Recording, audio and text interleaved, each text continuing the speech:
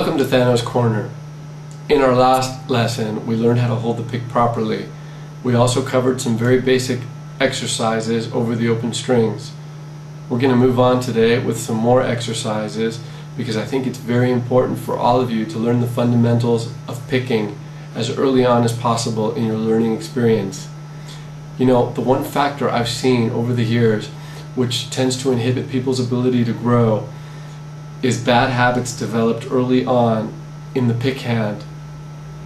So I think we need to take some time now to get it down straight for all of you so that you know how to pick properly. Sometimes when we're learning to play, we have an urge to want to get to the songs as soon as possible because that's what playing is all about, playing music. So some of us tend to bypass the exercises and we don't develop our technique properly, only to find in the near future that we've developed some bad habits and we tend to reach a plateau and we can't move on any further. There really aren't any secrets here. We all have to pay our dues. Learning how to pick properly takes time and patience and a lot of sacrifice to develop. And if you don't learn how to do it properly in the beginning, you're going to find that you'll reach a level where you just can't make any more progress. So let's start with some rules for all of you to keep in mind while learning how to play and while doing all the exercises that I'll be covering in our lessons here. Rule number 1, don't rest your wrist on any part of the soundboard or on the strings behind the bridge. Your wrist should be suspended and it should be free to move. Try to avoid using your arm in your pick motion. Pick with your wrist exclusively. Your wrist should always be relaxed. Don't sacrifice sound quality for speed. Slow down when you feel yourself tensing up.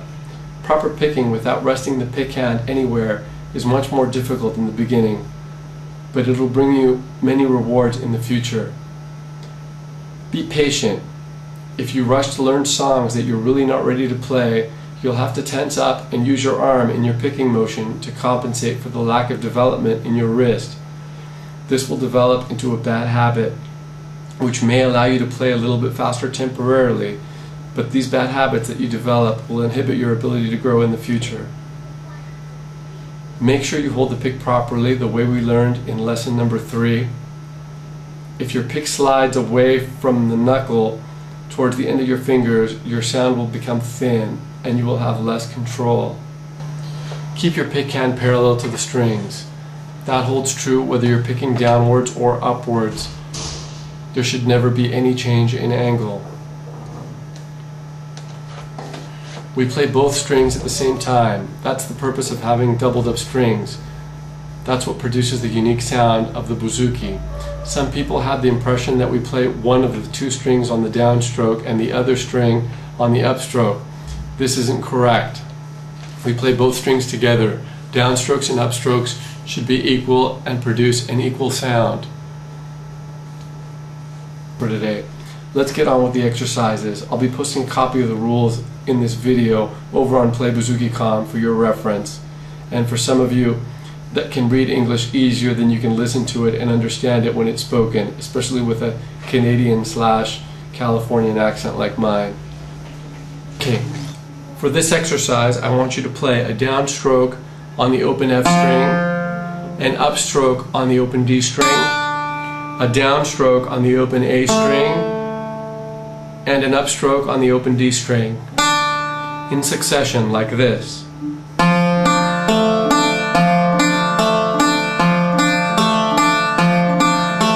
Keep your wrist free. Don't use your arm.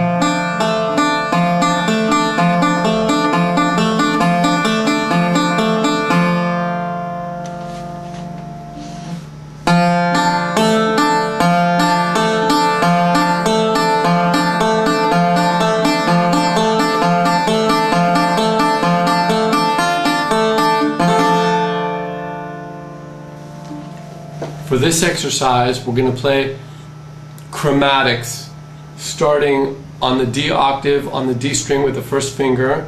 We're going to play all 4 fingers before moving down a half step each time, like this.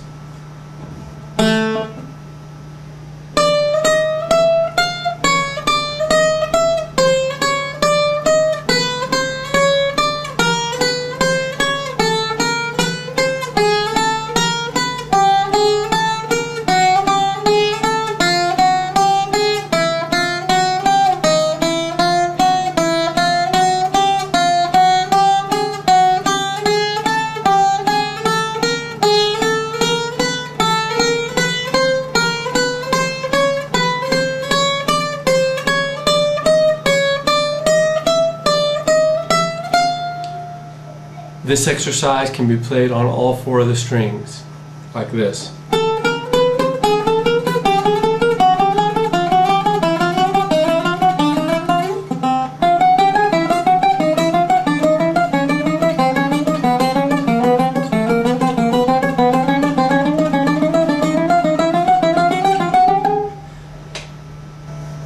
Our next exercise, for those of you that are a little bit further along, I want you to go down on the C, up on the F, down on the A, up on the D, down on the A, up on the F, down on the C, and put it all together like this.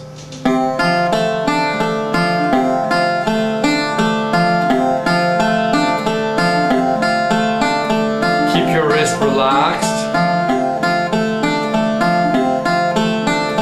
Down, up, down, up, down, up.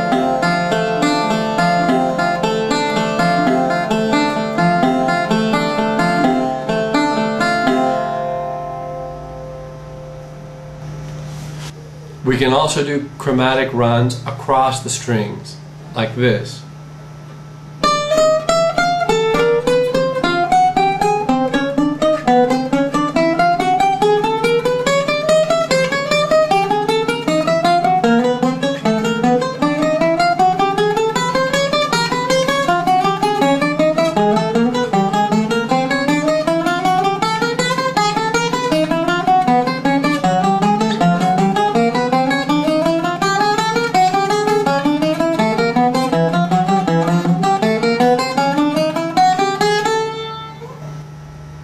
That's the end of today's lesson.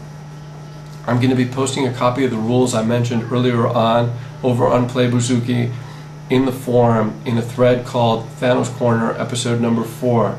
I'm also going to be posting some really cool links to some great YouTube videos featuring some of the greatest players so all of you can see the way they pick and you can hear their sound. I think it'll be a good inspiration for all of you that are just starting out.